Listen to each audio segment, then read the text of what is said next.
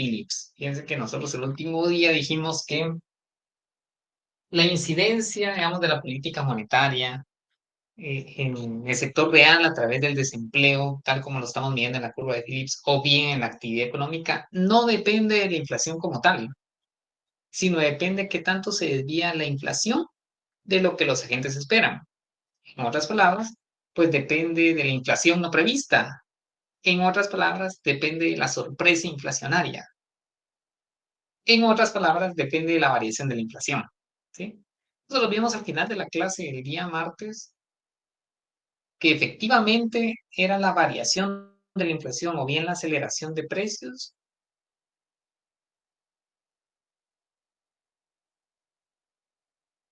Ambas variables, desempleo y en este caso, variación de precios. Entonces, lo que voy a hacer el día de hoy, con lo que quiero iniciar, es explicar por qué efectivamente no es la inflación, sino la inflación respecto de la que esperan los agentes, lo que tiene incidencia sobre el empleo. ¿Sí? Entonces, iniciemos.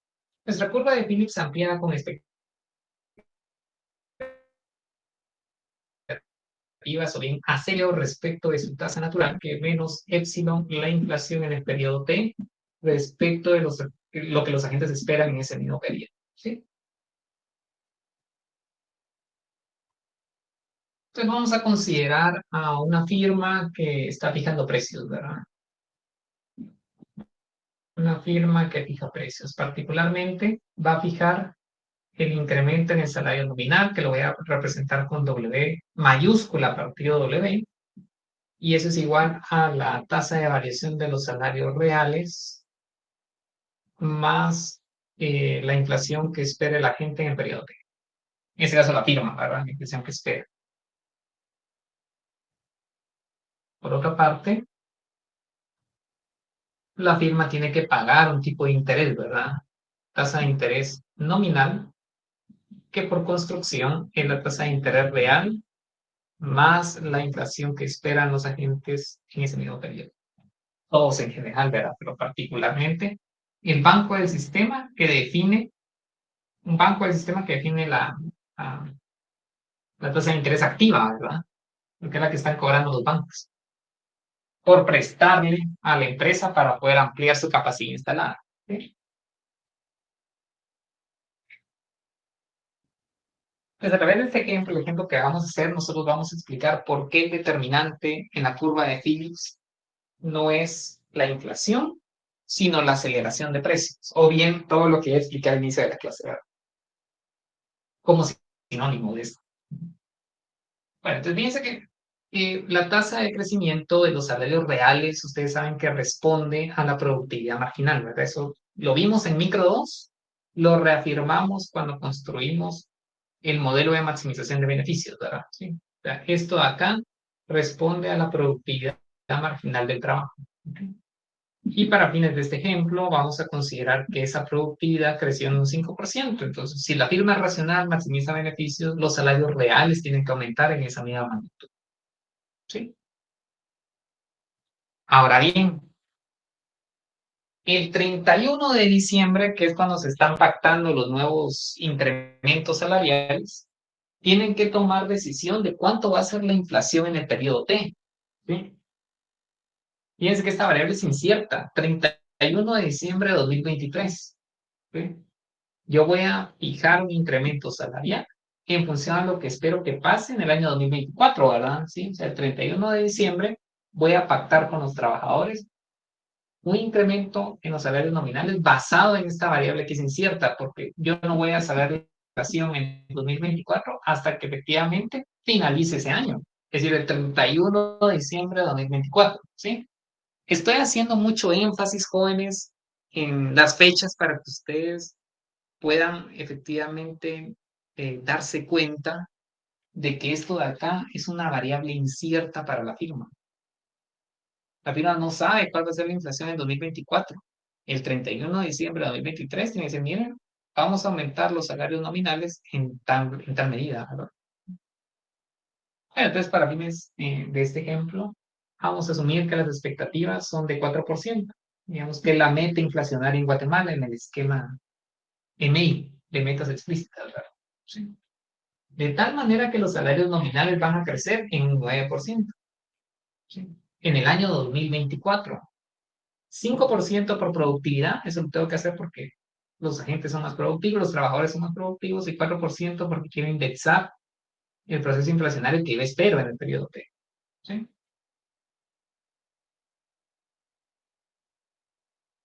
Ahora nos vamos al caso del capital, ¿verdad? El capital también tiene una remuneración y yo tengo que pagar una tasa de interés por tener liquidez que me permita ampliar mi capacidad instalada del capital físico, ¿verdad? ¿Sí? En este caso vamos a considerar que la tasa de interés real que responde a la productividad del capital, productividad marginal, ¿verdad? Marginal de K, es de 10%. Mientras que la inflación que esperan los bancos del sistema y que se la van a trasladar a la firma es de 4%, porque es la meta. ¿Sí? Pues fíjense que la firma va a pagarle al banco por el capital un 14%. 14%. Ujú. Entonces los costos nominales van a aumentar en 9% para el caso del, del factor trabajo y 14% para el caso del capital. ¿Sí? Pero acá nos trasladamos en el tiempo y nos vamos al año 2024 y el 31 de diciembre. Recuerden que esto ocurre el 31 de diciembre de este año, ¿sí?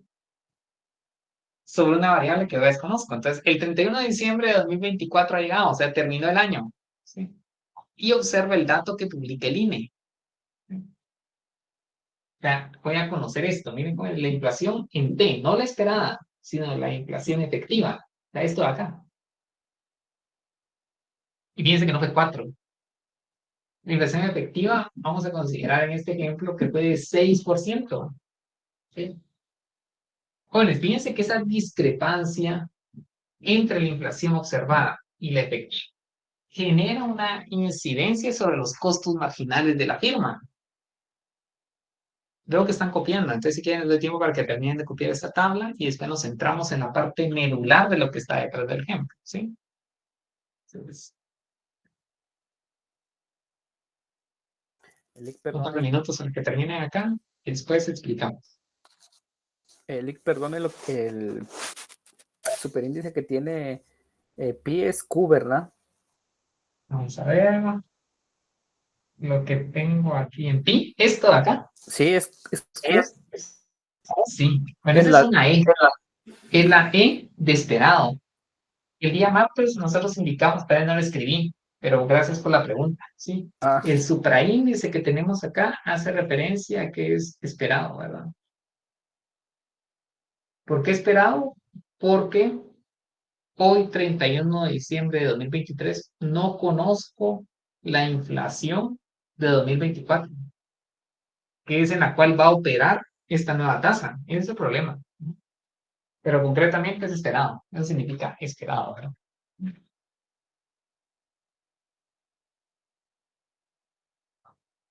Vamos a ver, creo que ahora sí. Creo que lo tienen todo, ¿verdad? Bueno. Pero muchachos, fíjense que el dato fue de 6%. ¿Sí? Entonces, vean este punto, jóvenes. La firma no tuvo que haber aumentado los salarios en un 9%. Los nominales no tuvieron que haber aumentado en 9%. ¿En cuánto tendrían que haber aumentado?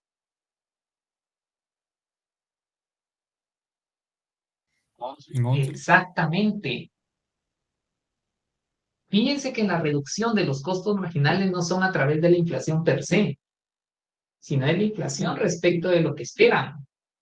Porque los agentes toman sus decisiones el día de hoy en función de lo que esperan. Ese es el problema. O sea, los agentes que fijan precios se basan en la incertidumbre. Ahí está la clave de la curva de Phillips. Entonces, en lugar de haber pagado un 9 o haber incrementado los salarios nominales en un 9, tendrían que haberse incrementado en un 11%. Entonces, en ese caso, bueno, y veamos el caso de la tasa de interés. El banco no le tendría que haber cobrado el 14. Su tasa de interés no tendría que haber sido 14. ¿Cuánto debería haber sido?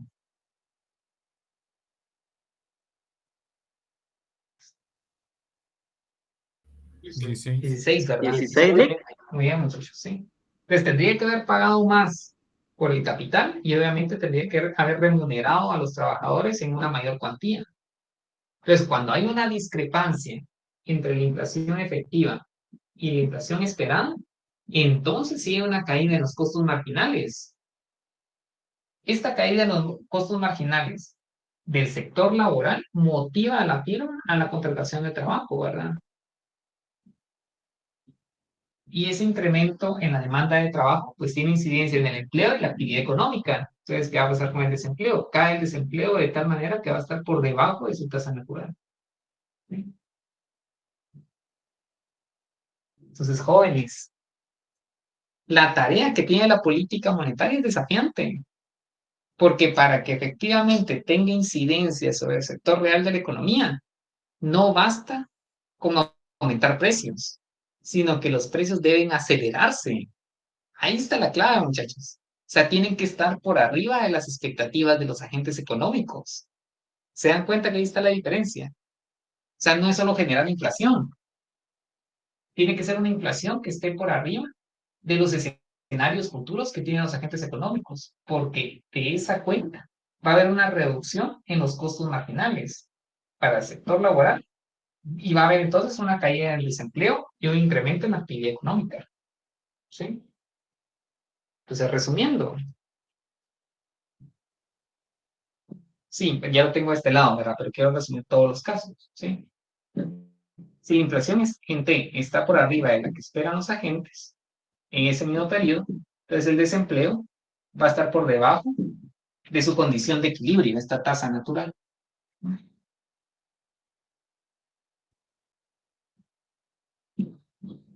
Si la inflación en el periodo T está por debajo de la que esperan los agentes, es decir, puede haber inflación, muchachos, ¿sí? Puede haber inflación, y aquí está la clave, mucho ojo con esto, puede haber inflación, pero si la inflación está por debajo de las expectativas que tienen los agentes, por más que haya inflación, jóvenes, ¿qué va a pasar con el desempleo? Va a seguir habiendo desempleo. Exactamente, muy bien. Ese desempleo ahora va a estar por arriba de su tasa natural. ¿Sí? Lo pueden ver en la curva de Phillips. ¿Sí? Si esto es menor a esto va a ser negativo. Por este negativo, esto tiene que ser positivo. Y para que esto sea positivo, el desempleo tiene que estar por arriba de su tasa natural. Entonces, fíjense, jóvenes, que puede coexistir inflación con desempleo, que fue lo que nosotros vimos en la década de los 70 con la curva de Phillips original, en su versión original. ¿Sí? ¿A qué se debe eso?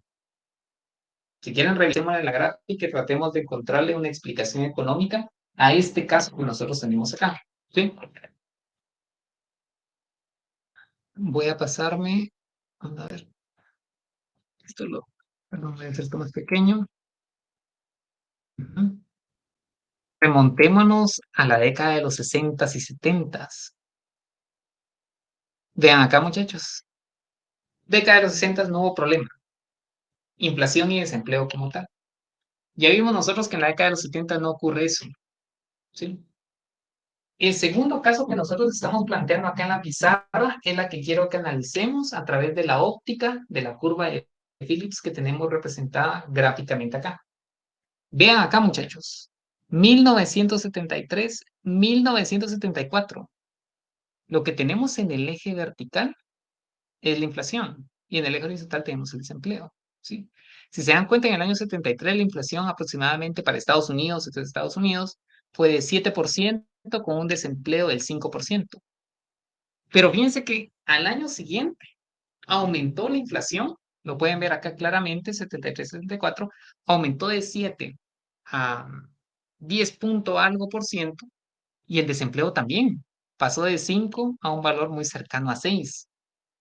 Entonces les pregunto, jóvenes, ¿por qué creen ustedes ahí, en ese caso, que coexiste la inflación con el desempleo? ¿Cuál es la variable que estamos omitiendo acá? ¿Qué es lo que nos ayuda a explicar esa relación positiva que estamos viendo para esos 2 años?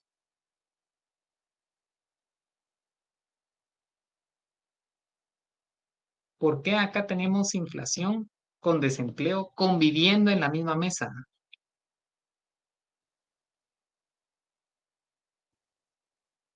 No se toma en cuenta la inflación esperada. Exactamente, y particularmente, ¿qué podríamos decir de la inflación esperada en el año 74 bajo la óptica de lo que acabamos de explicar? ¿Qué podemos inferir de la inflación esperada en el año de 1974? Le quiero preguntar a alguien, muchachos. Decía a los jóvenes de primera hora que casi me ha preguntado estos días, ¿verdad? No sé por qué, pero vamos a preguntar. Vamos a ver. Yulisa Cepeda. Yulisa, ayúdeme usted. Ya nos acaban de indicar, no fue quién, no sé quién me lo indicó, pero es correcto.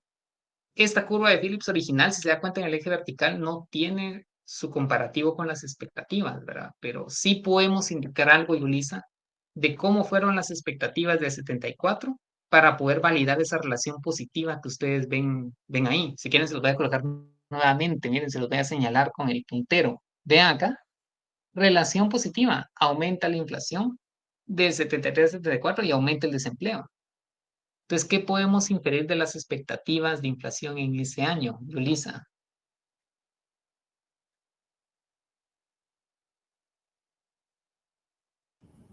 Lick, disculpe, fíjese que le escuché entrecortado. Sí, no hay problema. De Mi hecho, yo también señal, lo escuché algo está entrecortado. mi señal está un poquito mala. No Claro, no sé hay si me problema. podría repetir así un poquito más despacio. Claro, con mucho gusto, Yulisa. Sí. La pregunta es la siguiente, ¿sí? ¿Cómo deberían ser las expectativas del año de 1974 para validar la relación positiva que observamos en la curva de Phillips?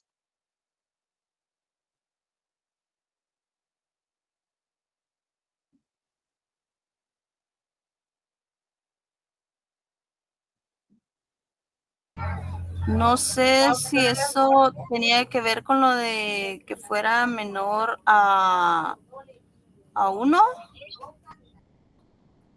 Digamos que no sé si cuando se refiere a menor a 1, no sé si se refiere al teta que tenemos en la formación de expectativas o bien a la tasa de sacrificio. Honestamente no sé a cuál se refiere, ¿verdad? Cuando habla menor a 1, ¿verdad? Pero A lo del teta. sí, parcialmente sí, Yulisa. Hay algo más. De hecho, sí, gracias, Yulisa. Hay algo más. Quiero seguir preguntando, muchachos. Vamos a ver. ¿A quién le pregunto?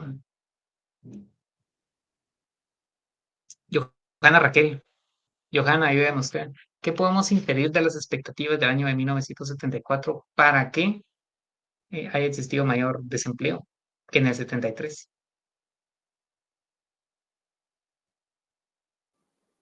Bien, yo considero que tendrían que haber sido menor a las, la tasa de expectativas era menor ¿Menor a a qué? a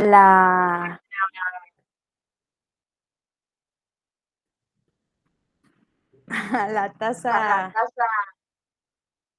de, ay, se me fue. Usted dice, mire, ¿por qué me preguntó eso, verdad? A mí porque me generó inquietud, ¿verdad? Honestamente, respecto de qué. Vamos a seguir indagando, muchachos. Le quiero preguntar a Ana Ceto. Ayúdenme usted, Ana, por favor. Si quieren, nuevamente vuelvo a señalar la parte de la gráfica donde quiero que nos detengamos, ¿verdad? Este punto es el determinante, porque más que utilizar la fórmula de la curva de Phillips mecánicamente, tenemos que reconocer por qué las expectativas efectivamente juegan un rol al momento de explicar el trade-off entre inflación y desempleo, ¿verdad? Eso es lo que realmente quiero que analicemos bajo el microscopio de esta gráfica, ¿verdad? ¿Sí? Entonces, nuevamente, Ana, lo que estoy diciendo es que de 73 a 74 aumentó la inflación y debería caer el desempleo. No cae el desempleo. Ustedes me indicaron correctamente que hay un rol de expectativas que no la estamos considerando en la gráfica, ¿verdad? Aquí no lo estamos considerando porque aquí tenemos la inflación. No tenemos la inflación respecto a las expectativas. Entonces, digamos, la pregunta que hice eh, fue, ¿qué podemos inferir entonces, Ana, de las expectativas de 74 Ya le iba a decir comparado con qué, ¿verdad? Pero es la pregunta que le hice a Johanna, entonces quiero que me conteste usted. ¿Qué podemos inferir de las expectativas del año de 1974 de los agentes económicos? Yo creería que las expectativas, o sea, la inflación que tenemos en el año 74 está por arriba de las expectativas de inflación, o sea, de inflación esperada. Entonces, De es hecho, por eso que adelante, no hay adelante. como un cambio en la tasa de desempleo, creería yo que es así. Ahorita lo vamos a discutir. Lo que me parece excelente de Ana es que efectivamente, y era la pregunta que le hacía a Johanna, ¿comparado con qué? ¿O relativo a qué? Y ahí la comparación es correcta. Lo que tenemos que comparar es la inflación de 74 con las expectativas de 74. Ahora, donde hay que tener un poco de cuidado fue, digamos, la relación mayor o menor que usted me indicó. Recuérdense que la clave está, la firma está experimentando reducción en sus costos marginales, verdadero o falso. Entonces le vuelvo a replantear la pregunta.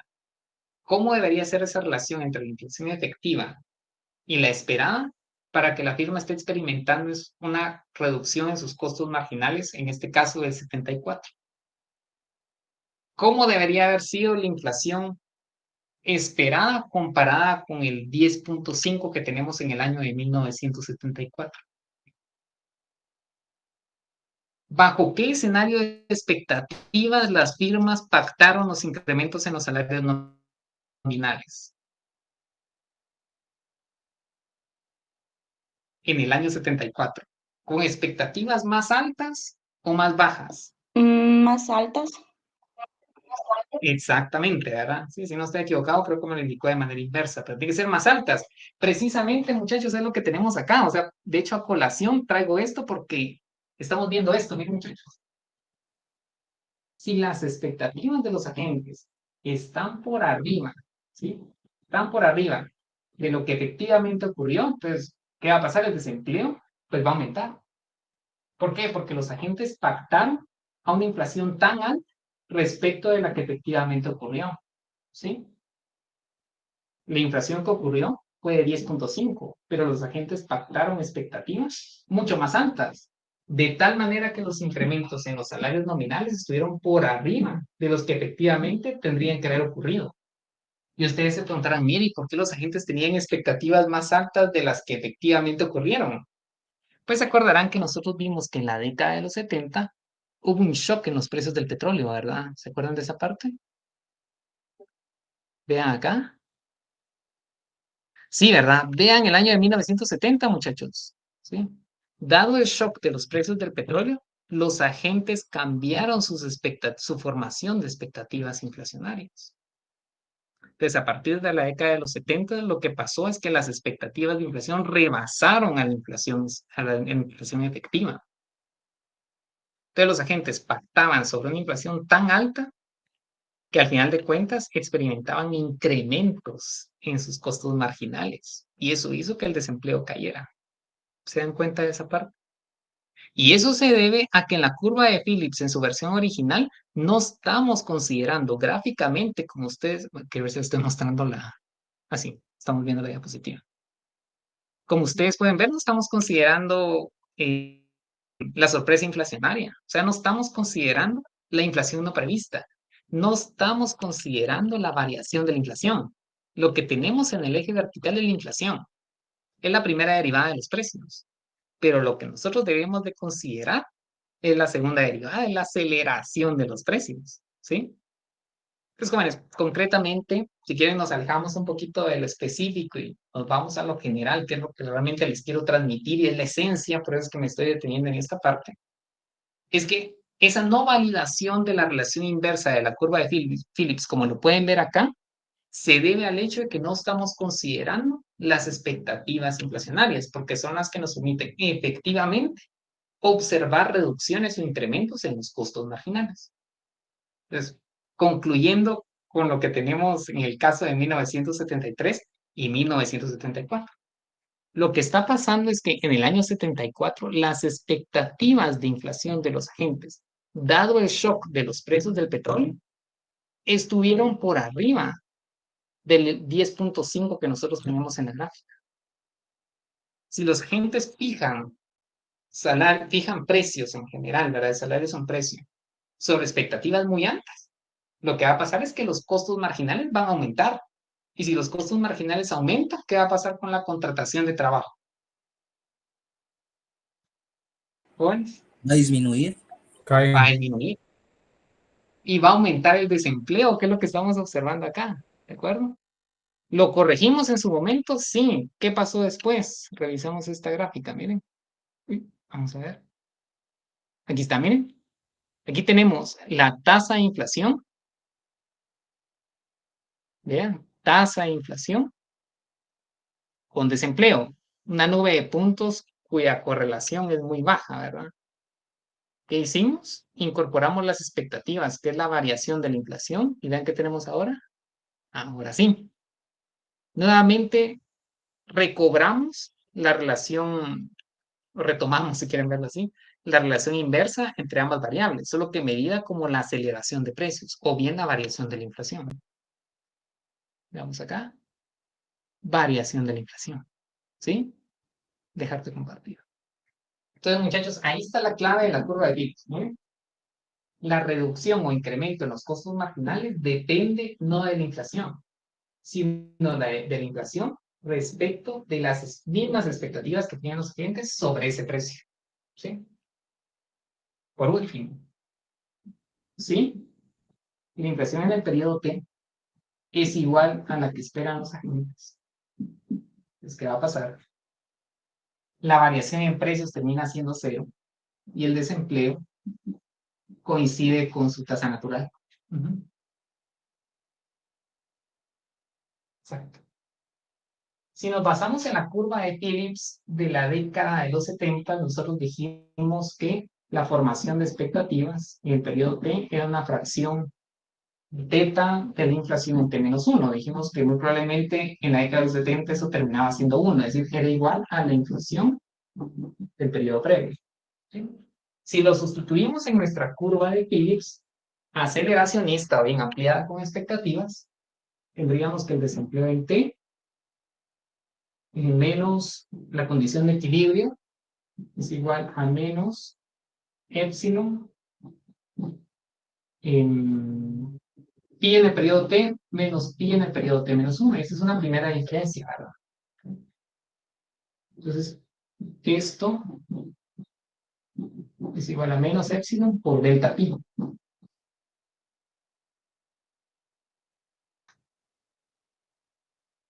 Pero en este último escenario, delta pi, ¿qué valor tiene, muchachos?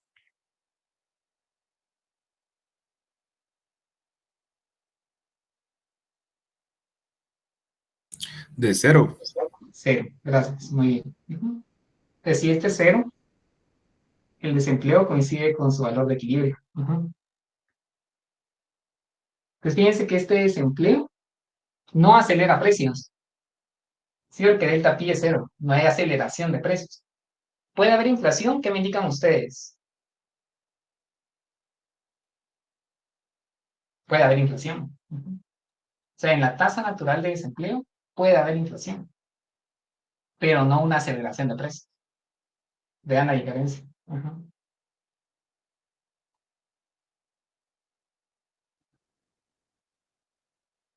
Entonces aquí tenemos una tasa natural de desempleo, que bajo estas condiciones, tasa natural de desempleo,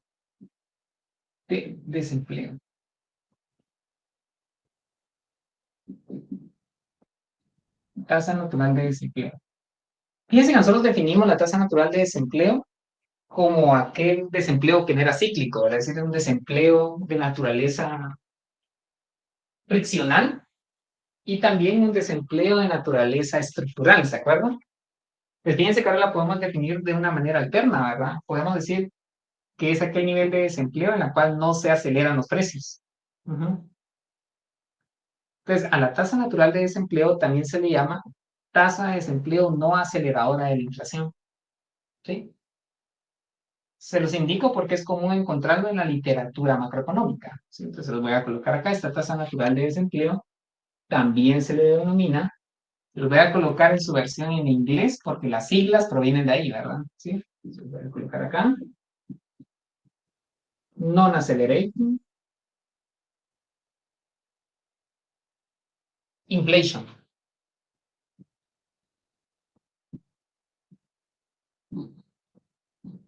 Rate of unemployment.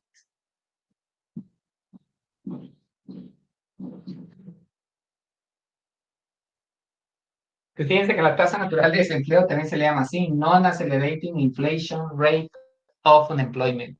¿De acuerdo? Por sus siglas, NAIRU.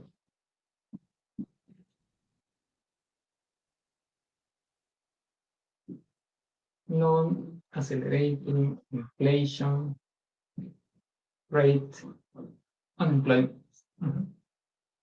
Pues, cuando mencionen el término NAIRU, ¿sí? Ustedes como economistas ya saben que hace referencia a una tasa natural de desempleo, ¿verdad? Sí, es decir, al desempleo que es de naturaleza friccional, más un desempleo de naturaleza estructural. Fíjense que no tiene nada que ver con el ciclo económico, ¿verdad? Es como una especie de desempleo de equilibrio, ¿sí? Pero ustedes ya saben, ¿por qué esto se le llama a esa tasa natural de desempleo no aceleradora de la inflación? Por esto mismo, ¿verdad? Cuando delta pi es igual a 0, el desempleo coincide con su tasa natural. El desempleo entero, ¿verdad? Ahora, mucho ojo. Sí, adelante, Enrique. Perdón, y regresando un poquito a lo que estaba explicando usted sobre el tema del shock de los años 70 hacia el petróleo y las contradicciones que se generaron a través de la curva de Phillips, tenemos de sobreentendido que la reacción a la inflación es relativa inversamente a la tasa de desempleo, ¿correcto? Es correcto, Enrique. Ok, ahora, a raíz de este shock en los años 70, la única manera para poder combatir a ambas era básicamente como creando políticas de igual manera inversas o contradictorias, mejor dicho. Sí, esa es una muy buena pregunta. Es una excelente pregunta, Enrique. Fíjese que la política monetaria ahí lo que tenía que hacer era generar certidumbre sobre la forma en la cual la expectativa se iba a comportar, ¿verdad? ¿Por qué? El objetivo es anclar las expectativas de inflación que prácticamente estaban desancladas, ¿verdad? Obviamente iba a haber un costo, porque en este caso, como el shock venía por el lado de los costos productivos, digamos, del lado del petróleo, pues usted iba a tener efectos sobre la actividad económica y sobre el empleo. O sea, si usted aplica una política contractiva en este escenario, que es precisamente lo que tiene, ¿verdad? Tiene expectativas económicas, Enrique, que están muy desbordadas. Tiene una espiral prácticamente inflacionaria, ¿verdad? Donde las expectativas alimentan la inflación, ¿sí? Entonces aquí tiene las expectativas y aquí tiene la inflación como tal. Pues claramente tiene que aplicar una política contractiva en la cual usted envía una señal. Usted envía una señal que tiene un compromiso sobre la estabilización de los precios. Pero como el shock viene del lado de la oferta, ¿qué va a pasar? Pues actividad económica se va a venir abajo. Digamos que es un costo que usted tiene que asumir como hacedor de política para poder generar nuevamente credibilidad en los agentes económicos. Porque si usted ataca la inflación, dado que las expectativas se alimentan de la inflación, pues prácticamente las expectativas también van a converger a un punto de equilibrio, ¿verdad? Sí. Como le digo, el problema acá es que usted está enfrentando una brecha del producto que es negativa, ¿verdad? Es una actividad económica que se está desacelerando por el mismo hecho que es un shock del lado de la oferta, ¿verdad? Así que lo voy a colocar por acá. O sea, la respuesta concreta y puntual, Enrique, sí, tiene que aplicar una política contractiva, donde usted va a estabilizar la inflación y obviamente las expectativas convergen hacia la nueva inflación observada porque se alimenta de ella, pero usted va a tener un efecto colateral no muy deseado. Y es que aquí tiene el producto de equilibrio, que se le llama producto potencial. El problema es que su producto potencial probablemente se le va a ir un poco más por debajo, digamos, el producto efectivo se va a ir por debajo un poco más del potencial, ¿verdad? ¿Sí? O sea, va a tener una desaceleración en la actividad económica, pero es un costo que tiene que asumir, ¿verdad, Enrique?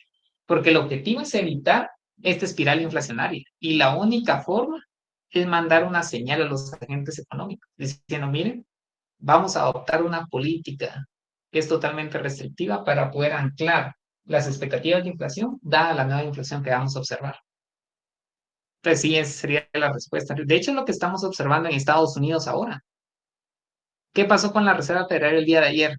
¿Quién le dio seguimiento al meeting que tuvieron los consejeros de la Reserva Federal? ¿Qué pasó con la tasa? Están subiendo la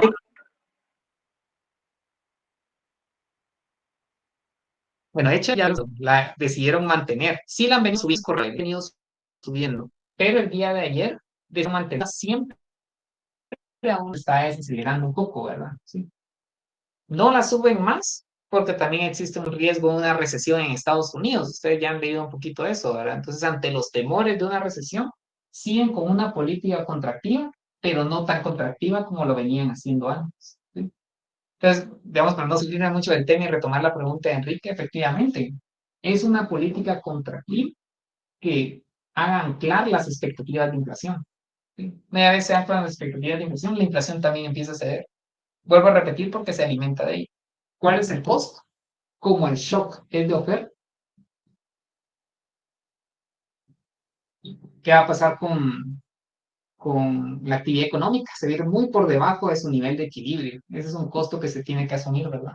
Pero no se pueden lograr las dos al mismo tiempo, al menos en este escenario. Si tiene un shock de demanda, ahí sí.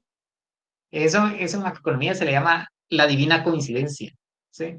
Si yo tengo una brecha de producto que es positiva junto con una inflación alta, pues yo sé que la política monetaria contractiva me va a ayudar tanto a hacer que la brecha del producto converja su valor de equilibrio, porque es positiva, y la inflación también converja su valor neto. Pero en este caso no.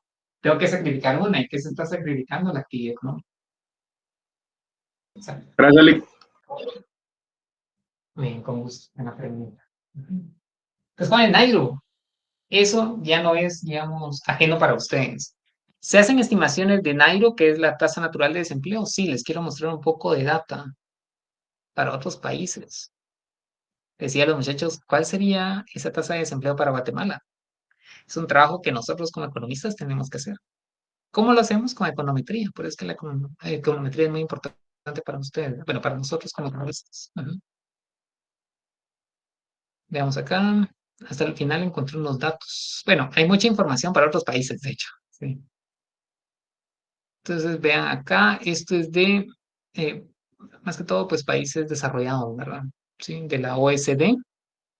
Tenemos un Economic Outlook, un panorama económico. Y vean acá, hacen una estimación de Nairo. Ustedes como economistas ya saben qué significa ese término, ¿verdad? Sí. Aquí tenemos la explicación, ¿verdad? Es unemployment rate with non-accelerating inflation rate. Ya saben que es la tasa natural de desempleo. Entonces vean acá, muchachos. Australia, ¿cuál es su tasa natural de desempleo? 5%. Austria, 4.3%. Tenemos todos los países, ¿verdad? Alemania, 8.4%. Hungría, 6.6%. Entonces, miren, entonces, ¿para qué nos sirve esto, verdad? Como economistas, ¿para qué nos sirve determinar la tasa natural de desempleo? Como les digo, hay data para esto, ¿verdad? ¿Sí? Fíjense que la tasa natural de desempleo, la estimación de la tasa natural de desempleo, que está en aire, nos puede servir para poder determinar un indicador que se llama Unemployment Gap. Sí, voy a aplicar por acá. Unemployment Gap o bien brecha de desempleo. ¿Por qué? Porque les puedo indicar, mire, el desempleo en Guatemala es de 10%. Y me decir, mire qué alto es. Pero alto contrastado con qué. Fíjense que necesitamos una condición de equilibrio en el mercado laboral. Y es precisamente esta tasa natural de desempleo, ¿verdad? Entonces aquí tengo el desempleo, tengo el tiempo, y aquí puedo representar gráficamente la Nairu, ¿verdad? Recuerden que esta tasa natural de desempleo cambia a lo largo del tiempo. ¿Por qué? Porque los factores de orden friccional y los factores de orden institucional, estructural, cambian a lo largo del tiempo, ¿verdad? ¿Sí? Por ejemplo, la pandemia fue un factor que influyó y que distorsionó mucho el mercado laboral. El unemployment gap, pues fue mucho mayor, fue mucho más negativo, ¿verdad? ¿Sí? Entonces, determinar la tasa natural de desempleo es determinar la condición de equilibrio en el mercado laboral en cada momento del tiempo. Entonces, aquí nosotros tenemos la tasa natural, miren, tasa natural de desempleo.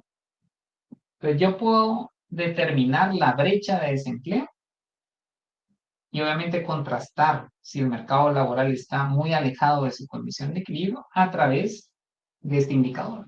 Por ejemplo, en la pandemia, ¿verdad? Fíjese que el desempleo fue de 15%. Aquí tengo el 15%. ¿Y su condición de equilibrio cuál fue? Pues fue de 10%.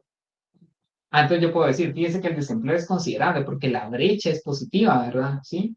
El desempleo efectivo está por arriba de su tasa natural. Entonces ya puedo definir qué tan alto o qué tan bajo es. ¿Cuál podría ser otro caso? Fíjese que el desempleo en esa economía, como vimos en los datos, es de 8%. ¿Será que es alto? No. Dada su condición de equilibrio en la cual no hay aceleración de precios, ¿sí? Pues prácticamente este desempleo es bajo, ¿sí? Entonces, esta condición de equilibrio nos sirve para poder determinar la brecha en el mercado laboral de desempleo. Y podemos ver si efectivamente el mercado laboral está en un periodo de crisis o en un periodo de bonanza. Obviamente comparado con una condición de estabilidad en la cual no existe aceleración de precios. Esa es la definición de la tasa natural de desempleo. ¿De acuerdo? Muy bien, muchachos. Entonces, fíjense que con esto nosotros ya completamos el análisis de la relación inversa entre la variación de precios o aceleración de precios y las desviaciones del desempleo respecto de su tasa natural.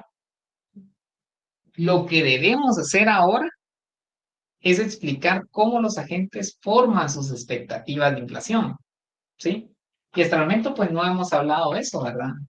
Entonces, ¿cómo los agentes forman sus expectativas de inflación? Para la década de los 70 nosotros vimos una forma muy sencilla, que es una fracción de lo que la gente observaba en el periodo previo. Pero la teoría macroeconómica establece distintos tipos de expectativas económicas, distintas formas de construir escenarios futuros. Y eso es un poco lo que vamos a analizar en estos minutos, ¿verdad? Vamos a analizar las expectativas económicas desde la perspectiva de la teoría macroeconómica, ¿sí? Jóvenes, si no hay inquietudes acá, pasamos siempre en el contexto de la curva de Phillips a poder analizar las expectativas. ¿Por qué? Porque eso va a definir cómo se comporta la relación inflación y desempleo bajo distintos escenarios de formación de precios futuros, ¿verdad? Muy bien, jóvenes. Entonces, expectativas económicas.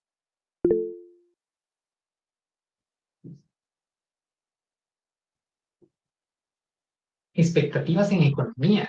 Jóvenes, vamos a ver qué tipos de expectativas tenemos en economía. Eric, solo una consulta. Podría, sí, gracias, Eric. Podría ser que esa brecha de desempleo podría darse en forma negativa, puesto que si hay descendencia, si hay un efecto que va para descendencias, también en un momento puede caer. Y puede ser que una economía puede ser que sea esa brecha, más que todo, puede darse en sentido negativo. Lick, solo consulta. Sí, sí, totalmente. La brecha sí. El desempleo como tal, pues tiene que ser un valor, digamos, positivo porque ya está definido como desempleo. De hecho, se me olvidó puntualizar en eso, en gradas para la observación. Digamos que uno podría definir la brecha de desempleo con este U circunflejo, ¿verdad? ¿Sí? ¿Cómo definimos U circunflejo? Pues siempre está condicionado a T, ¿verdad? ¿Sí? Sería el desempleo en el periodo T, ¿sí? Menos la tasa natural de desempleo, ¿verdad? La tasa natural de desempleo, que es este Nairo que nosotros encontramos. Fíjense que acá Nairo ya es función del tiempo, mucho ojo, miren. Era lo que les indicaba en la curva de Phillips, dijimos que es constante, pero va cambiando en el tiempo porque las condiciones van cambiando, ¿verdad? ¿Sí? Digamos que los avances tecnológicos cambian, entonces cambia el desempleo estructural, cambia el indicador, ¿verdad? Digamos que sería la definición, el desempleo en el periodo T menos Nairo en el periodo T respecto de la tasa natural, ¿verdad? Pues efectivamente podríamos tener varios casos, ¿verdad? Por ejemplo, en el cual el desempleo en el periodo T, pues es de 8%. Pero como su tasa natural es de 10, efectivamente tenemos una brecha negativa, ¿verdad?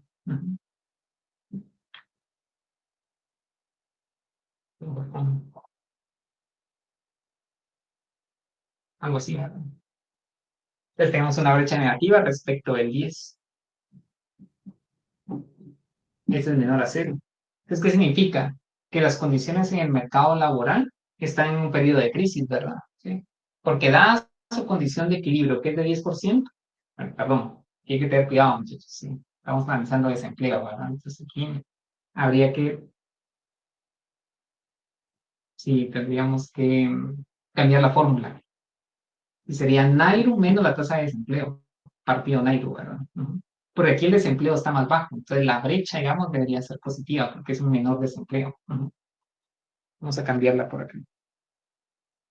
Sí se puede dar negativo, sí, cuando el desempleo está muy por arriba, entonces hay un periodo de crisis y tengo un desempleo más alto. Entonces tengo que cambiar el sentido de la fórmula. Entonces, muchachos, vamos a hacer la corrección acá.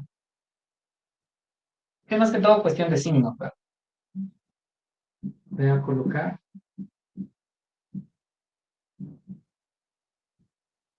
Siempre respecto de la condición de equilibrio, eso no va a cambiar. Ahí está. La revisemos acá. Tasa natural de desempleo, 10%. Menos, acá, 8%. Partido 10%. Entonces, efectivamente, tenemos un desempleo que es menor respecto de su condición de equilibrio. Entonces, digamos, aquí la brecha termina siendo positiva, ¿verdad? Un valor que va a ser mayor a 0. Entonces, ¿qué significa acá? Pues que el desempleo se encuentra por debajo. Entonces ya podemos calificar el 8. Entonces, fíjese que el 8 al final termina siendo un desempleo, pues, bajo, ¿sí? Bajo respecto de su condición de equilibrio. ¿Qué pasa con el otro caso? Que era el que usted me preguntaba, ¿verdad? Entonces aquí tendríamos 10% respecto del 15%, ¿sí?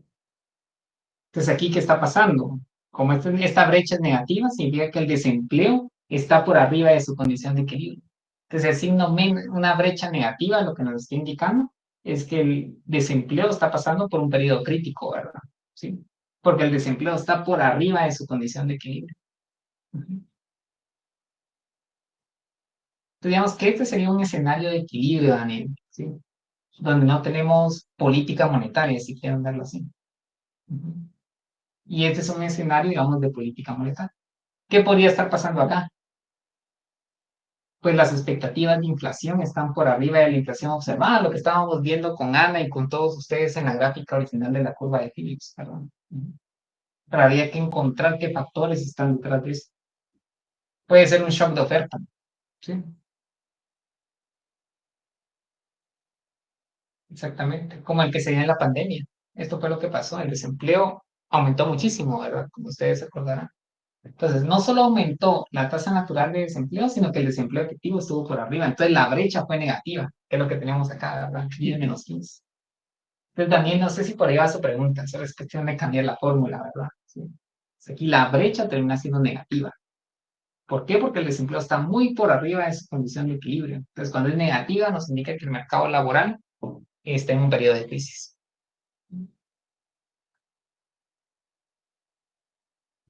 Entonces, sí, respondí su pregunta también, si por ahí va. Sí, correctamente. Es importante determinar esta tasa natural porque podemos ver qué tan alto o qué tan bajo es el desempleo en cada momento del tiempo, ¿verdad?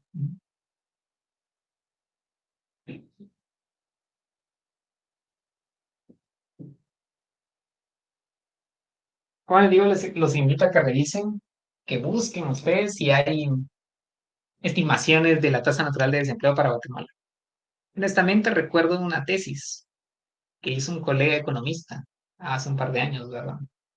Que era estimación de la tasa natural de desempleo utilizando la encuesta nacional de empleo e ingreso, ENEI, que sacaron dos versiones, ¿verdad? 1 y 2.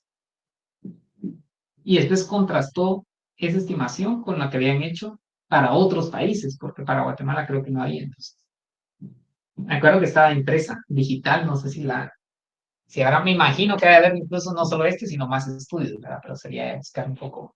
Para Estados Unidos hay, para Europa hay, como se lo acabo de mostrar, entonces había que, digamos, investigar esto, ¿verdad? Porque les pueden preguntar a ustedes, nos pueden preguntar a todos como economistas, miren, ¿cuál es la tasa natural de desempleo en Guatemala? ¿Y cómo está el desempleo respecto a esa tasa natural? ¿Cómo es la brecha? Muy bien. Expectativas en economía, jóvenes, o expectativas económicas.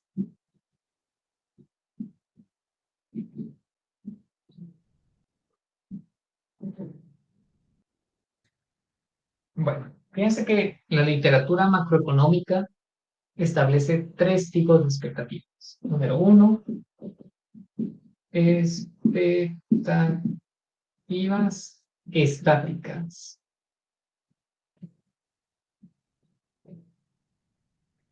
Estáticas también se le llaman expectativas ingenuas, ¿sí? Ya van a ver por qué. Entonces, las expectativas estáticas nos indican que la variable que quiero pronosticar en el periodo T va a ser igual a la expectativa que yo tenía en T-1, que es igual a las expectativas que yo tenía en T-I, y esto es igual a las expectativas que yo tenía T- en el periodo, ¿verdad?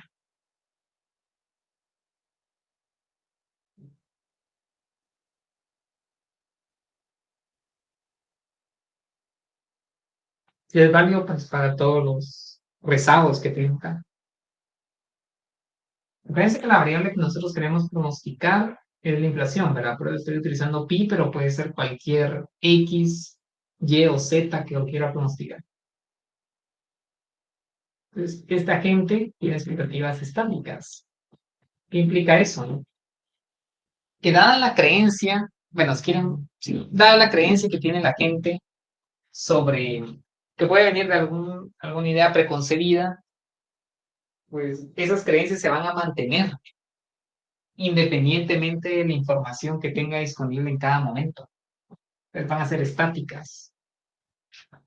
Le decía a los compañeros, es como el equivalente de decir, miren, yo creo que la selección va a ir al mundial, muchachos. ¿Sí? Va a ir al mundial. Fíjense bien, estoy retrocediendo en el tiempo y soy una persona de 1950 y vamos a ir al mundial. 2000 tanto, vamos a ir al mundial, muchachos. Soy fanático de la selección, ¿verdad? Hará mucho ojo, cuando le decía a los compañeros, no es que no vayamos a ir, ¿verdad? Pero estoy diciendo, mire, y usted diga, mire, yo grabé la clase y os digo que no íbamos a ir y ahora sí vamos a ir.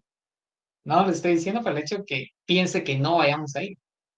Lo que estoy diciendo es que a pesar de la información que tengo de los partidos, del desempeño, de que estamos mejor en el ranking, qué sé yo, no cambio la idea de que siempre vamos a ir al mundial, ¿de acuerdo? Entonces, fíjense que mis expectativas, ese escenario futuro de ir o no al mundial, pues se basa en algún dogma que yo tengo, alguna preconcepción, ¿verdad? Pero nunca voy a utilizar la información que tengo disponible, ¿sí? Entonces son estáticas o ingenuas se le llama, porque dado un dogma o una idea preconcebida que tiene sobre este escenario futuro, nunca lo va a cambiar. Nunca lo va a cambiar a pesar de la nueva información. ¿De acuerdo? Lic, Número 2. lic. ¿Sí? Entonces, las expectativas estéticas son distintas a las expectativas que tuvimos en los años 70, porque ahí sí tomábamos como lo que teníamos anteriormente, ¿verdad? Exactamente, Carlos. Y es que este es un escenario muy real y ustedes dicen, mira, ¿para qué lo estamos viendo si nadie tiene expectativas estáticas? Ya les di un ejemplo. Si son aficionados a la serie, ya saben, muchachos, ustedes han tenido expectativas estáticas, ¿verdad? Ahora lo que indica Carlos es precisamente el caso que nosotros vamos a analizar, ¿verdad? Que es distinto. Cuando tenemos expectativas adaptativas, que es lo que vamos a discutir ahora, precisamente los agentes económicos toman en cuenta la información que tienen disponible para poder construir esas ideas o escenarios futuros de variables inciertas. Muy bien, Carlos, un poco lo que vamos a discutir ahora. ¿Sí? Número 2, expectativas adaptativas. Vean esto de acá, ya es un agente más sofisticado, ¿verdad? Adaptativas.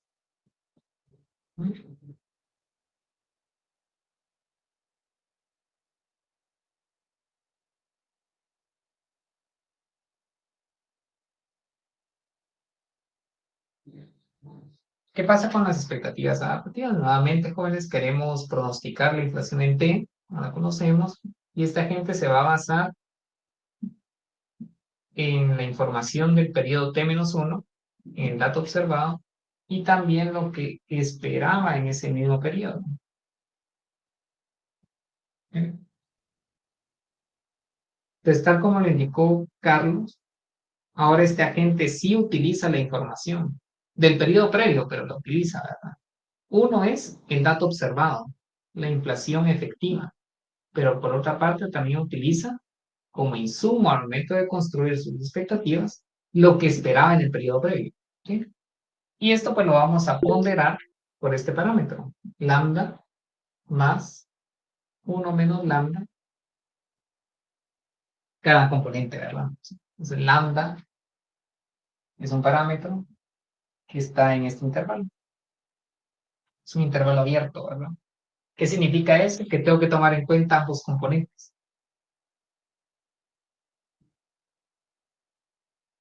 Jóvenes, entre mayor peso le asigne al componente objetivo o bien observado de la inflación del periodo previo, ¿qué pasaría con lambda? ¿Cómo debería ser lambda? Si yo le asigno un mayor peso al dato observado, ¿cuál sería un valor de lambda que mejor se ajusta a esa caracterización? ¿Sí, Enrique? En este caso, de las expectativas económicas, las estáticas y las adaptativas, y retomando el ejemplo que usted nos daba sobre la firma y el análisis del incremento de salarios, pudiésemos decir que una expectativa estática es mantener un nivel de salarios tomando como base el mercado laboral, y una adaptativa pudiese ser ya haciendo nuestro modelo y ejecutando, bueno, y estimando cuál va a ser mi inflación. ¿Pudiese relacionarse así? Sí, la única diferencia acá de lo que usted indicó, Enrique, es correcto. Para el caso de las expectativas adaptativas, únicamente la información que utilizo es la del periodo previo. Y eso va a fijar una diferencia importante cuando veamos el siguiente tipo de expectativas. Pero coincido con lo que usted está indicando, Enrique. Fíjese que una gente que tiene expectativas estáticas dice, bueno, no, yo creo que la inflación pues siempre va a ser de tanto por ciento y eso es lo que voy a incorporar a los salarios nominales, ¿verdad? Que era el ejemplo que se está dando. Pero eso puede venir de una preconcepción, de una idea que yo tengo, ¿verdad? Que no voy a cambiar en ningún momento. Mira, esa es la diferencia. O sea, mis expectativas van a seguir siendo las mismas. El problema es que esto en la curva de Phillips tiene una incidencia muy grande, como lo vamos a ver el día de mañana, ¿verdad? Entonces, por eso es importante que nosotros veamos este caso. Pero, digamos, lo que usted indicó, Enrique, es correcto, solo que en este caso que usted señala, pues la gente tiene una memoria muy corta. ¿Por qué estoy indicando, jóvenes, que la memoria de este agente que pronostica es muy corta? Es muy limitada. Podría decirse que solo porque toma el periodo previo. Exactamente, muy bien, Fernanda. Nada más toma la información del periodo previo. ¿Sí? Su memoria es muy limitada, a diferencia del siguiente tipo de expectativas que vamos a ver. Pero si quieren retomamos la pregunta que les hacía, ¿verdad? La pregunta es, en la medida que la gente le dé un mayor peso a la valoración objetiva, digamos, a los datos observados, ¿qué valor debería tener lambda? ¿Cómo debería ser lambda? ¿Cercana a 1, Lick? Exactamente, muy bien, Daniel. Debería ser cercana a 1, ¿verdad? Sí. Ya sabemos que no puede ser 1, pero si fuese 1, es lo que Carlos nos comentó. Si fuese 1, pues sería un componente totalmente autorregresivo, ¿verdad? Se va a hacer lo mismo que observé el periodo previo. Pero no este caso, esta gente toma en cuenta también la valoración subjetiva que tenía sobre esa variable incierta el periodo previo. Sí, pues muy bien, Daniel. Por último, jóvenes, y esto lo voy a colocar con azul, porque ese es un cambio radical en el análisis de las expectativas económicas. y son las expectativas racionales, jóvenes. Racionales. Esto cambia completamente la forma en cómo los economistas estaban modelando las expectativas hasta la década de los mediados de los 60, ¿sí? Principios de los 70. Les indicaba a los compañeros que la idea de las expectativas racionales surgió con el trabajo pionero de John Moot, que aplicó el tema de las expectativas al análisis de un equilibrio de mercado, ¿verdad? Más micro. O sea, el enfoque de John Moot en el año de 1960 fue incorporar las expectativas racionales de un modelo microeconómico, donde teníamos un mercado de un producto agrícola. Creo que el día de mañana vamos a ver un poquito de eso, no el modelo como tal, sino la idea.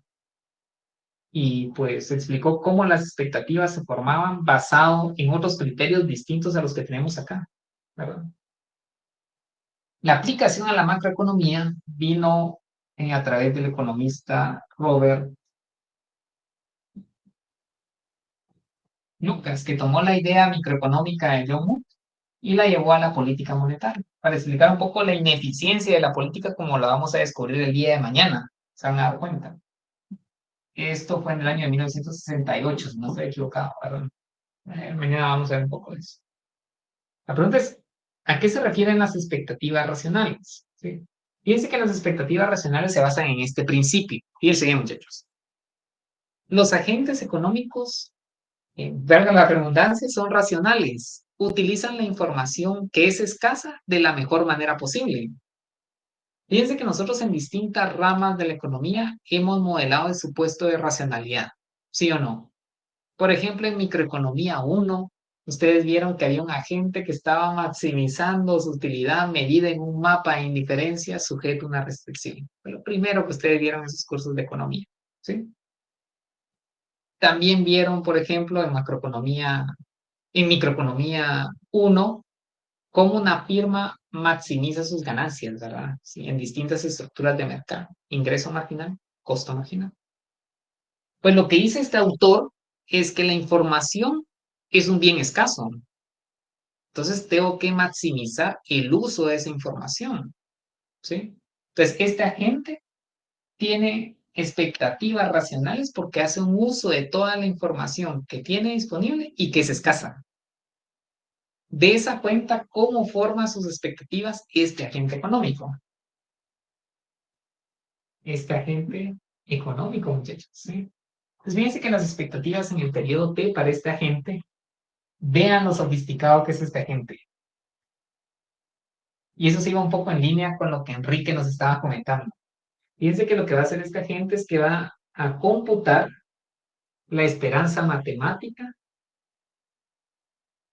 de la distribución asociada a la variable aleatoria, ¿verdad? Es decir, la inflación en el periodo T es una distribución de probabilidad, ¿sí? Entonces va a calcular el valor esperado o la esperanza matemática de esa distribución. Ahora es una esperanza matemática condicional a este parámetro, omega t menos 1. Ya voy a explicar qué es omega t menos 1. ¿Sí? Entonces vean esto, muchachos. Esto es un cambio radical en la forma de cómo se modelan expectativas. Parte del principio en que la información es escasa, los agentes no la desperdician y buscan maximizar su uso, ¿verdad? Entonces tiene sentido que este tipo de agentes tengan expectativas que son racionales. Ahora, ¿cómo modelamos las expectativas racionales? Fíjense que esto va a ser igual al indicador o al operador valor esperado. Ustedes ya son expertos en esto, muchachos. Ya vamos a discutir esto a detalle. Es la esperanza matemática de la distribución de probabilidad de la variable incierta. Recuerden que lo que quiero pronosticar es esto. Condicional a omega t menos 1. Omega t menos 1 no lo he definido, lo voy a definir ahora, ¿sí? Solo voy a señalar que cuando computo el valor, cuando calculamos, cuando estimamos la esperanza matemática, fíjense que estas expectativas coinciden con el valor efectivo de la inflación en el periodo T. Recuerden que estoy parado en T-1 y quiero pronosticar la inflación en T. Por eso tengo acá inflación esperada en T. Cuando calculo el valor esperado o la esperanza matemática, pues el valor esperado coincide con la inflación en el periodo T. Vean qué fuerte es.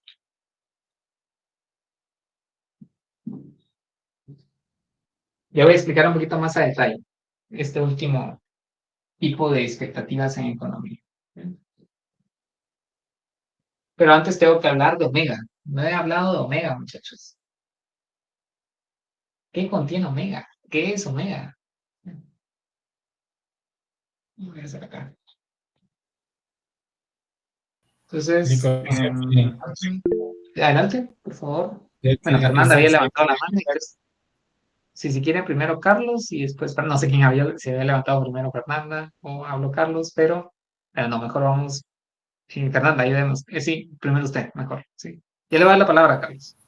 Solo tengo una duda. Ahí donde puso la inflación del periodo T, ¿no se agrega también la esperanza de la inflación de T en el periodo 1, no?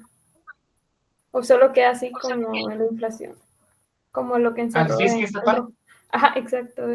Y la esperanza. La E mayúscula, el valor. Creo que es esperado, si no estoy mal. Exactamente, sí, el valor esperado es sobre la variable aleatoria. Y la variable aleatoria es la inflación en el periodo T, ¿verdad? Que es la que quiero pronosticar. Y esto de acá es condicional, ¿verdad? Es una esperanza condicional. O sea, siempre queda dentro del mismo operador de esperanza matemática, ¿verdad? Es condicional al conjunto de información de T-1. Usted se refería al hecho de que, digamos, este operador de esperanza no debería incluir algún componente que tenemos acá. Ajá, sí, pero digamos como un modo de resumen. O si me lo podría explicar nuevamente, tal vez lo entendí mal. Claro, sí. Perdón. Y es que, no, excelente. Sí, esto lo tenemos que ver a detalle, ¿no? Todavía tenemos tiempo el día de hoy porque hoy vamos a analizar este tipo de expectativas. Pero si quiere, Fernanda, solo voy a hablar de omega T-1 y nuevamente voy a retomar esta parte. ¿Sí? De acuerdo. Si digamos que en la explicación no queda claro, me puede preguntar nuevamente, porque me interesa que quede clara esta parte, ¿verdad? Digamos que hasta el momento no la he explicado. Preferiría primero hablar de omega T-1 y después ya nuevamente completar el análisis de este tipo de expectativas con esta anotación. Y si quiere Carlos, aprovechando. Solo entonces, licenciado, esta expectativa racional se convierte al final como la más exacta, porque al final llegamos a la inflación efectiva, ¿no? Sí, exactamente. Sí, ahora hay que tener mucho cuidado con lo que tenemos acá. Recuérdense que el valor esperado es un indicador puntual, ¿verdad? Es un indicador sintético de la distribución de probabilidad. Eso ustedes ya lo saben de econometría, ¿verdad? Porque supongo que están ya viendo esta parte, ya lo vieron en matemática 2. Entonces, lo que está diciendo es que en promedio no me voy a equivocar. O sea, me puedo equivocar, pero en promedio no lo voy a hacer.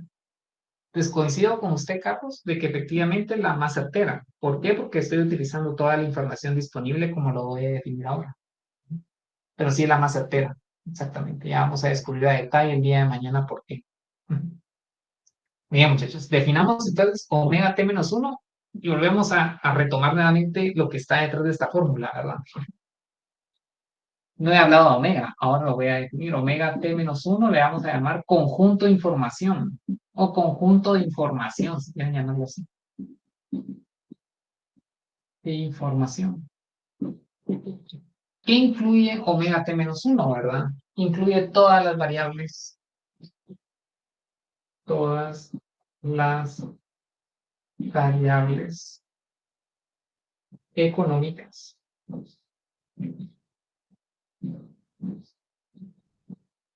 disponibles hasta T-1 que inciden en la variable a pronosticar o a proyectar, en la variable esperada, en la variable a proyectar lo voy a colocar. Entonces, ¿qué incluye omega T-1? Como es un conjunto, lo voy a representar como un conjunto Incluye, a diferencia de lo que tenemos acá en expectativas adaptativas, incluye la inflación en T-1, porque obviamente llega hasta ahí, T-1, hasta aquí, T-N. O sea, T-1, T-2, T-3, toda la información disponible, ¿verdad? ¿Sí?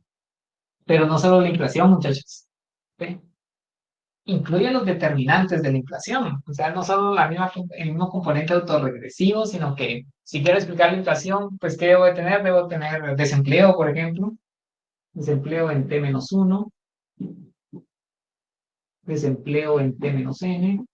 Fíjense que aquí puedo hacer un listado de variables, muchachos. Un montón de variables. El concepto es el que nosotros tenemos acá, ¿verdad? ¿Qué más podemos incluir? Podemos incluir la actividad económica en T-1, porque eso nos ayuda a explicar la inflación. Hasta la actividad económica en T-N periodos, ¿verdad? ¿Qué más? El tipo de cambio real. El tipo de cambio real puede afectar la inflación, como ya lo vimos en Mundo y Fleming, ¿verdad? O como lo vimos en ese momento con la paridad. Tipo de cambio real en T-1 y el tipo de cambio real en T-N. Y aquí voy a cerrar paréntesis, ¿verdad?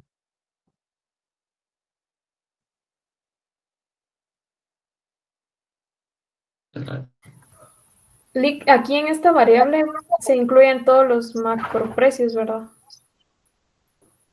Así como el cambio nominal, sí, el tipo de cambio, los precios. Efectivamente. Es Ok. correcto, Fernanda. Fíjense que aquí incluimos lo que me decía Emilio, que es correcto, ¿verdad? Es como si fuera la matriz de variables independientes que ayudan a explicar la inflación. Tal como usted lo está indicando, Fernanda, sería como todas las series de variables económicas o bien de macro variables que van a afectar a la inflación en el periodo T que yo quiero pronosticar. O sea, esto de acá, jóvenes, es como si fuese un modelador econométrico lo que tendríamos, ¿sí? Si ustedes tuvieran su modelo econométrico de la inflación y la llevan a forma matricial, sería X, B más C, ¿verdad? ¿Se acuerdan? ¿Se acuerdan que esta X qué dimensión tiene, muchachos? Econometría, T por K, ¿verdad?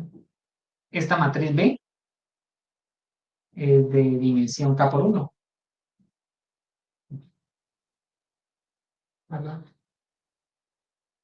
Tienen K parámetros en una columna, ¿verdad? Ajá. Y esta columna de residuos es de dimensión, vean acá, el producto es conformable, ¿verdad? Entonces, este producto de matrices, ¿de qué tamaño es? T por 1, ¿verdad? Y este es T por 1. Y este es T por 1. Bueno, al punto que voy, que es la pregunta que me hacía Emilio a primera hora. Sí, es este, y que Fernanda precisamente la está señalando, ¿verdad? Este X sería todo esto, toda la serie de variables económicas que va a explicar la inflación en el periodo T. Entonces, bueno, retomemos, ¿sí? ¿Qué es omega T-1? Omega T-1 es toda la información que tengo disponible, ¿bien? Hasta el periodo T-1, porque yo estoy parado en T-1 y quiero explicar T. Es una expectativa en T. O sea, en T no conozco qué está pasando en T. Entonces, ¿qué voy a tener? La misma inflación hasta T-1, T-1, T-2, toda la serie histórica. Y eso se diferencia de esta gente que tiene expectativas adaptativas. Él solo ve el pasado más cercano, si quieren verlo así, ¿verdad? T-1. Aunque acá utiliza toda la información disponible. Y no solo de su misma variable, sino que también de desempleo, de inflación, de tipo de cambio real, de todas las variables que pueden incidir en la variable a pronosticar. Y eso hace, tal como lo indicó Carlos, que efectivamente las proyecciones sean más certeras respecto de los dos tipos de agentes que teníamos acá. El agente de expectativas estáticas y el agente de expectativas adaptativas. ¿Sí? Ahora sí, muchachos, expliquemos nuevamente las expectativas racionales basadas en nuestra definición. ¿Sí? Ahora sí, en la parte conceptual. ¿En qué se basan las expectativas racionales? Primero, en que la información es escasa y los agentes económicos hacen el uso más eficiente de ella. Aquí lo podemos ver, miren. la gente está utilizando toda la información que tiene disponible, no solo de la variable que quiere pronosticar, sino de todas las demás variables que pueden influir en ella, ¿sí? Entonces su pronóstico es racional, si quieren verlo así. ¿Vale? Entonces, ¿cómo nosotros definimos en las expectativas racionales basadas en ese supuesto, si quieren verlo así, o en ese principio? Pues fíjense que como la gente tiene toda la información disponible de toda la información económica disponible de la variable que quiere pronosticar, entonces fíjense que eso nos va a generar una distribución de probabilidad. Una distribución de probabilidad de la variable aleatoria, que sería IT. Fíjense que una variable aleatoria es aquella que tiene asociada una distribución de probabilidad, porque tiene una incertidumbre asociada, ¿verdad? ¿Sí? Y eso está vinculado a lo que es distribución de probabilidad. Pero bueno, vamos al tema de la inflación. Aquí tengo la inflación en el periodo T, que es desconocida. No la conozco. Entonces, lo que va a hacer esta gente es que da distribución de probabilidad, ¿sí? Entonces, hagan de cuenta que aquí tenemos el espacio muestral, ¿sí? De la inflación en el periodo T. Puede haber una desinflación de menos infinito, una inflación de infinito, y aquí tengo un montón de valores, ¿verdad? Desinflacionarios, cero o inflacionarios, ¿verdad? ¿Sí? Como está utilizando toda la información, fíjense que de manera eficiente este agente, para cada uno de los valores posibles de inflación,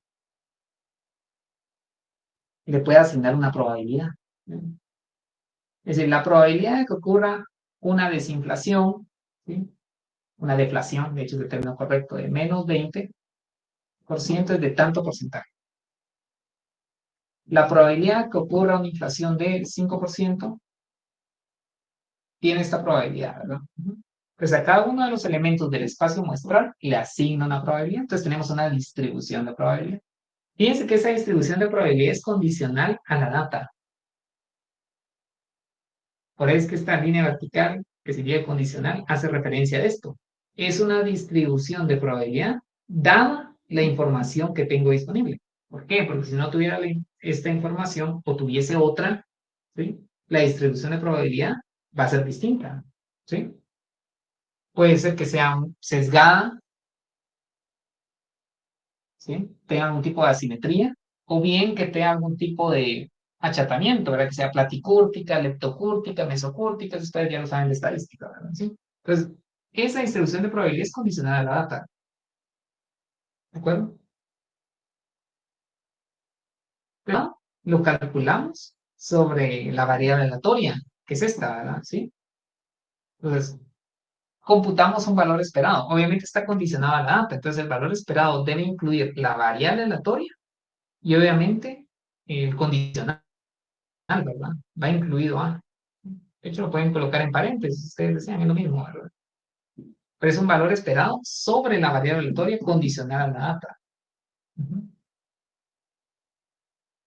Pues jóvenes, ¿qué es un valor esperado? Ustedes que son expertos en econometría. ¿Qué es la esperanza matemática? La empezaron a ver en mate, pero en estadística 2, ¿verdad?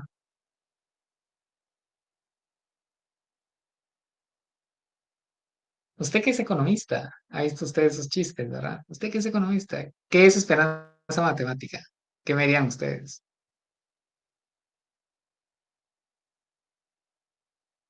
¿Qué es un valor esperado? Obviamente en el sentido estadístico, ¿verdad? Puedo preguntar, ¿verdad? Vamos a ver. Quiero preguntar, Cristian, gracias. No he estado preguntando estos días, muchachos, eso está mal. Carlos, también gracias por levantar la mano. Quiero preguntarle a alguien más. El día de hoy, por ejemplo, solo le pregunté a Yolisa. ¿Por qué? No sé. Antes preguntaba más. Ah, no, a Ana también le pregunté hoy. Vamos a ver. Mario, creo que ya le he preguntado un par de veces, ¿verdad? Javi, Yulisa, Juan, Jennifer.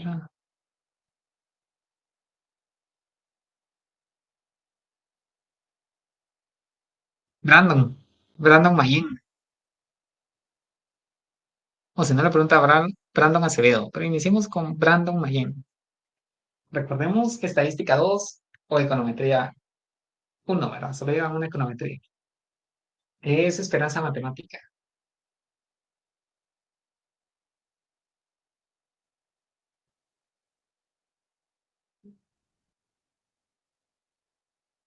Bueno, no sé si está por acá. Brandon Mayen no tiene encendida su cámara. No sé si está por acá. Gracias, Fernanda, pero quiero seguir preguntando a alguien más. Brandon Acevedo. Dijimos que usted era el siguiente. De hecho, ya son las 1:30, ¿verdad, muchachos? No sé qué se me había tanto. Licenciado, recuerdo quizás que podría ser el valor promedio que se espera a largo plazo. Es correcto. Muy bien. La esperanza matemática es un promedio ponderado, ¿verdad? Sí. Promedio ponderado respecto de los eventos simples. Ujú. O sea, usualmente se define, si es una variable discreta, digamos, se define como la sumatoria de X ponderado por su probabilidad, ¿verdad? Y la suma respecto de X. Ujú. Es un promedio ponderado, ¿verdad? Es el resultado promedio, ¿sí? Obtenido de esta distribución de probabilidad. Exactamente. Entonces, dado cada uno de los eventos simples, que son los valores posibles de inflación, condicionado, digamos, dado sus valores de probabilidad, se calcula un promedio ponderado por esa probabilidad. Entonces, eso me genera un valor puntual, que es este que nosotros tenemos acá. Entonces, lo que nos está indicando es que la esperanza matemática no es nada más que el promedio de cada uno de los eventos simples ponderados por su probabilidad. Por eso les preguntaba qué es un valor esperado, porque de ahí sale la interpretación. Eso condicional a la data, ¿verdad? ¿Sí? Entonces, ese resultado no es nada más que bajo este escenario de expectativas racionales, la inflación efectiva. Exactamente. Ujú. Ahora, mucho ojo, lo que nos está diciendo es que en promedio, y por eso es la importancia de saber qué es un valor esperado, en promedio no me voy a equivocar, en promedio. Es decir, la naturaleza de las equivocaciones en expectativas racionales son aleatorias. Eso es lo que está detrás de eso. Y eso lo vamos a mostrar el día de mañana con un ejemplo, muchachos. O sea, la parte del ejemplo creo que va a clarificar lo que nosotros tenemos acá, ¿de acuerdo? Pero la esencia es esa. Primero lo que nos indicó Carlos, y es que las expectativas son mucho más certeras que en los dos escenarios previos. Y segundo, que la naturaleza de los errores de pronóstico son aleatorios. Eso es lo que nos está diciendo. O sea, en promedio no me voy a equivocar. En promedio, ¿sí? No voy a tener un sesgo en mi pronóstico. ¿No? Enrique. En estadística, para mí es como un pronóstico lineal, que mientras mi R cuadrado sea más elevado, pues evidentemente voy a tener un resultado más acertado, porque conozco n cantidad de X y n cantidad de Y sobre un dato que voy a utilizar. Sí, eso es correcto. Fíjese que sí, el R cuadrado más alto coincido con usted, porque usted se basa en la econometría clásica, lo que están viendo ahora. Y con eso termino, muchachos. Es que el punto es muy importante que estoy señalando, Enrique. Esto implica un R cuadrado, digamos, relativamente alto si tuvieron una ecuación de regresión como estas, por ejemplo, que el R cuadrado no sería tan alto. Porque es consistente con lo que estamos viendo y es un poco lo que quería hacer o lo que quiero hacer con esta gráfica. Bueno, aquí tengo un error de pronóstico, ¿verdad? Porque yo estoy pronosticando esto intramuestra, pero esto es lo que está pasando en la realidad. Bueno, entonces, en un escenario de expectativas racionales, que coincide, tal como indica Enrique, con un R cuadrado alto, la naturaleza de mis equivocaciones son aleatorias y en ningún momento sesgadas. Por aquí estoy subestimando el valor observado, ¿sí? Y aquí estoy sobreestimando, pero no tengo un sesgo. Entonces, digamos, en promedio, pues no me estoy equivocando, ¿verdad? Porque el valor esperado, digamos, la expectativa coincide con el valor esperado, ¿sí? O el que tengo acá. O sea, la expectativa subjetiva coincide con la esperanza matemática. No tengo un sesgo en la estimación. No que en este escenario sí tengo un sesgo. Imagínense que yo tengo una ecuación de regresión como estas. ¿Será que siempre estoy sobreestimando o siempre estoy subestimando el dato observado, que es el que tengo en la nube de puntos? Muchachos.